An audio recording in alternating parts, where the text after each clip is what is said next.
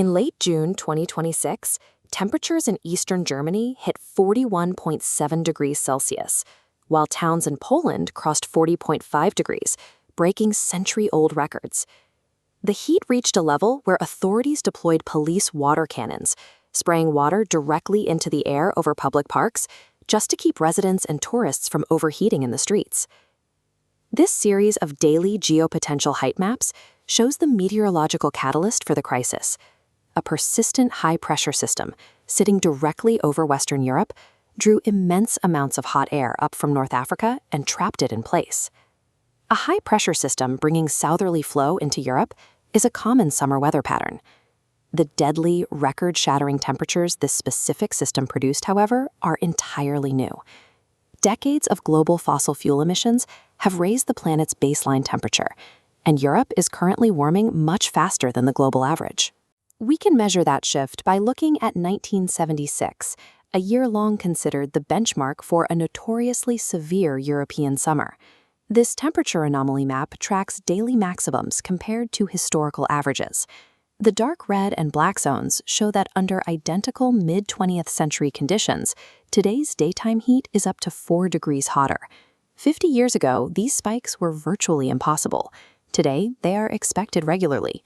Europe is caught in a temporal mismatch. Its physical infrastructure and daily routines were designed for a mid-20th century climate that has permanently ceased to exist. Extreme heat acts as a physical stress test. Solid steel train tracks absorb heat from direct sunlight and thermally expand, causing the metal lines to warp and buckle. To prevent derailments on these expanding tracks, rail operators across France and the UK are forced to cancel widespread services and impose severe speed limits on the trains that are still running. As the transit network slows, the energy grid faces a paradox.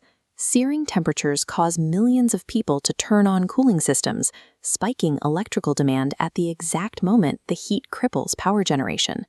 French nuclear power plants rely on rivers like the Rhône and Garonne to cool their reactors. When the river water becomes too hot to use safely, the plants must actively restrict their electrical output.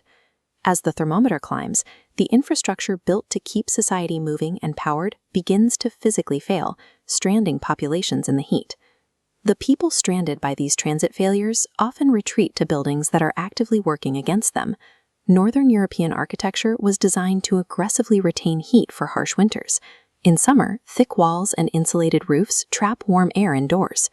The resulting indoor heat places massive strain on healthcare systems. During the June heatwave, East Surrey Hospital declared a critical incident, and the London Ambulance Service responded to a record number of life-threatening emergencies in a single day. This diagram illustrates wet bulb globe temperature, combining raw heat, direct sunlight, and humidity to measure thermal strain. It tracks a strict biological limit. When humidity reaches a critical threshold, sweat cannot evaporate, neutralizing the body's only cooling mechanism. When unadapted homes trap high temperatures and the body loses its ability to sweat, heatwaves transition from an infrastructural nuisance to a mass casualty event. To combat this, cities are retrofitting their public spaces. Local governments are repurposing existing buildings like schools, libraries, and museums, turning them into accessible, life-saving climate shelters. Barcelona integrated over 400 cooling zones into its famous superblock design, ensuring almost all vulnerable residents live within a 10-minute walk of a heat refuge. European cities are also building vital social adaptations. For decades, Denmark has maintained an organized telephone chain system to regularly check in on isolated and elderly residents during severe weather. A continent-wide architectural migration is underway. Northern European cities are adopting Southern European habits, painting roofs white to reflect sunlight and installing external window shutters and shading sails over narrow streets. Surviving higher temperatures require cities to retrofit both the physical layout of their streets and the invisible social safety nets connecting their citizens. At the individual level, the Red Cross has established a strict protocol for managing a hot, unair-conditioned house. The primary rule runs counter to instinct. Keep windows and curtains firmly closed during the hottest parts of the day to block out ambient warm air and direct solar radiation. Residents are advised to only open windows at night to create cross-ventilation.